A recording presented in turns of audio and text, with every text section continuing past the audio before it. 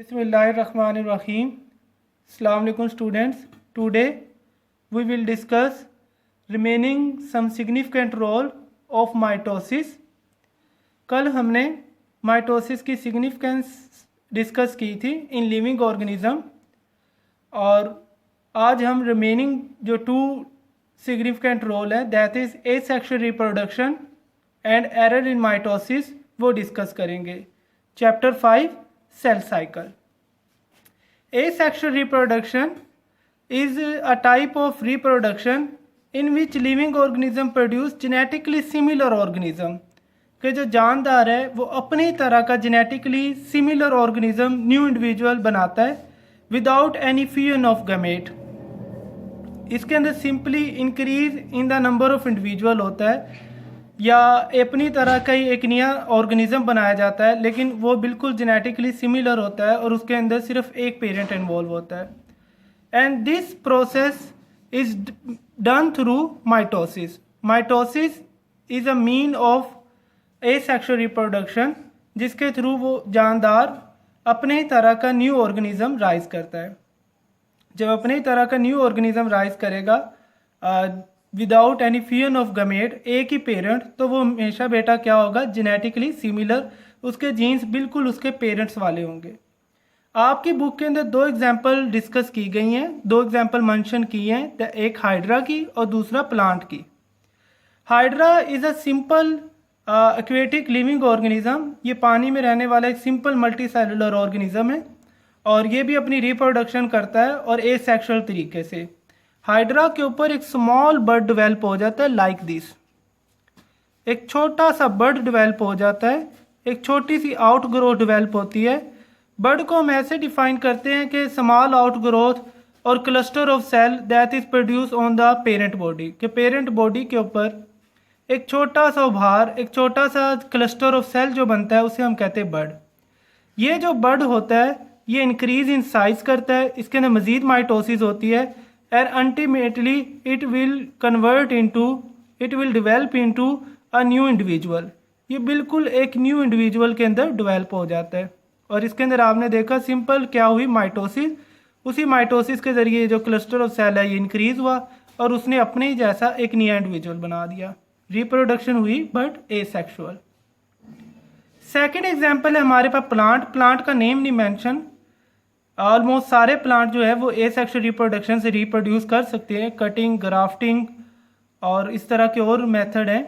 तो for example a plant, तो उसके अंदर हम कोई प्लांट की कटिंग लें, उसे हम सॉइल के अंदर सूटेबल कंडीशन दें तो उसके ऊपर जितने भी बर्ड्स होंगे तो वहाँ से बेटा क्या निकल आता है, एक न्यू प्लांट निकल आता है.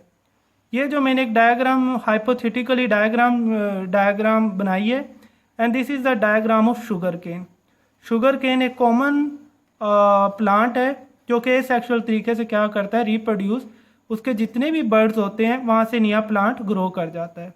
तो उसने अपने जैसा नया प्लांट तो बनाया लेकिन किसके थ्रू, एसेक्सुअल रिप्रोडक्शन के थ्रू, माइटोसिस के थ्रू.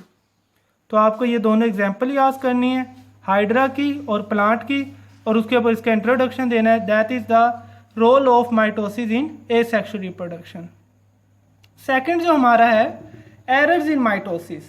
कि माइटोसिस के अंदर बाज़ का नकाइस आ जाते हैं, एरर आ जाते हैं जिसकी वजह से वो वाले जो जीन्स हैं जो इस माइटोसिस के प्रोसेस को यानी कि सेल की डिवीजन को कंट्रोल कर रहे होते हैं, वो वाले जीन्स के अंदर असल में म्यूटेशन आती है.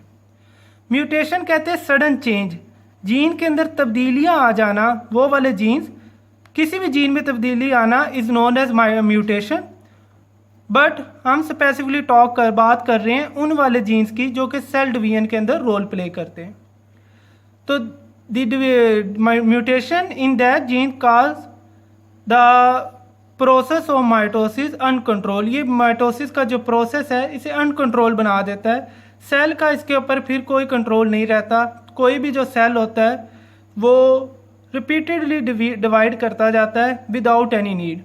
उसका जो सेल साइकिल है वो उसके प्रोसीजर को भी नहीं फॉलो करता. लेट से अगर ह्यूमन की बात की जाए तो उसका एक सेल जो है वो 24 घंटों में डिवाइड करता है. उसका सेल साइकिल 24 आवर पे कंसिस्ट करता है. जब उसके अंदर जीन्स के अंदर चेंजेस आ जाएंगी तो उसका जो सेल साइकिल है वो 24 आवर का नहीं रहेगा, 24 आवर में काफ़ी ज़्यादा नए सेल बन जाएंगे। तो इस नतीजे में ये म्यूटेटेड जीन के नतीजे में जो क्लस्टर ऑफ सेल बनता है, this cluster of cell is known as tumour. ये जो अबनॉर्मल क्लस्टर ऑफ सेल होगा जो कि म्यूटेटेड जीन के नतीजे में बना होगा, उसे हम क्या कहते हैं? Tumour. As long as this tumour remain at its place, जब तक ये ट्यूमर अपनी जगह पे रहेगा जहाँ पे वो म्यूटेशन हुई थी, तो उस ट्यूमर को हम कहेंगे बिनाइन ट्यूमर। अगर वो ट्यूमर अपनी जगह से मूव करके पूरी बॉडी में स्प्रेड कर जाता है या डिफरेंट साइट्स पे अपने नई ग्रोथ बना लेता है, तो वो जो क्लस्टर ऑफ सेल होगा जो अपनी जगह से मूव कर गया, उसे हम कहते हैं मैलिग्नेंट ट्यूमर। और benign tumour is always localised, ये अपनी प्लेस पर रहता है। लेट से खुदा ना खास्ता हाथ में बना है तो ये हाथ में रहेगा ट्यूमर।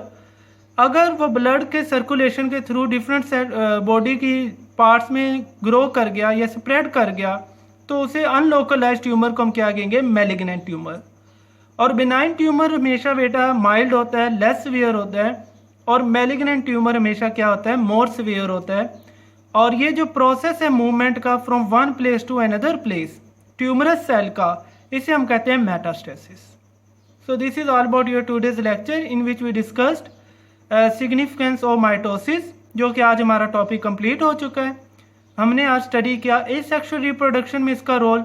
उसके अंदर 2 एग्जाम्पल थी, हाइड्रा एंड प्लांट, और सेकेंडली एरर्स इन माइटोसिस, जो कि बहुत इंपॉर्टेंट टॉपिक है with respect to short questions. Benign और मैलिग्नेंट ट्यूमर और सिंपल ट्यूमर की डेफिनेशन बहुत इंपॉर्टेंट है। So this is all about our today's lecture.